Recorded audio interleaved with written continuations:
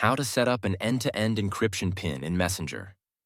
Follow these steps to create a PIN code for encrypted chats in Messenger. Open the Messenger app. Launch the Messenger app on your device. Access the menu tab on the three horizontal lines located in the top right corner. Go to Settings tab on the Settings gear icon from the menu options.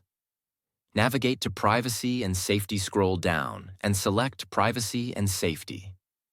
Select End-to-End Encrypted Chats, tap on End-to-End Encrypted Chats. Manage Message Storage. Tap on Message Storage.